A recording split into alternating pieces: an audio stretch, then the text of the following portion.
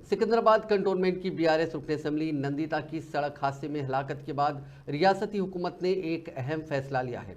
वजीर ट्रांसपोर्ट पूनम प्रभाकर ने मीडिया से गैर रस्मी बातचीत करते हुए कहा कि गुज़िश्ता रोज रुकन असेंबली नंदिता की सड़क हादसे में मौत के बाद हुकूमत ने फैसला किया है कि वीआईपीज़ की गाड़ियों के ड्राइवरों को फिटनेस टेस्ट करवाया जाएगा। उन्होंने कहा कि अरकान असेंबली, अरकान काउंसिल, अरकान पार्लियामेंट, वुज़रा जैसे वीआईपीज़ के पास काम करने वाले ड्राइवर्स का फिटनेस टेस्ट करवाया जाएगा। उन्होंने कहा कि मुस्तकबिल में इस तरह के सड़क हादसात का अदा ना हो, इसलिए हुकूमत हर मुमकिन इक़दाम कर रही है। बादशाह वज़ीर ट्रांसपोर्ट ने आरटीसी के बस कंडक्टर्स को एक अहम मशवरा देते हुए कहा कि टिकटों की इजराई में एहतियात से काम लें।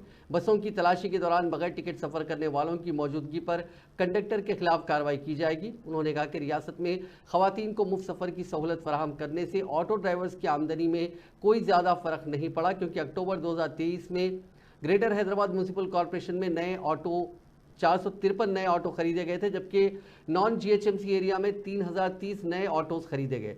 इसी तरह जनवरी 2024 में जीएचएमसी के इलाके में 223 और नॉन जीएचएमसी इलाके में 1836 नए ऑटोज खरीदे गए। उन्होंने आदाद शुमार पेश करते हुए बताया कि अगर आरटीसी की मुफ्त बस सर्विसेज से ऑटो ड्राइवर्स को नुकसान हो रहा है तो ऐसे में नए ऑटोज क्यों खरीदे जा रहे हैं।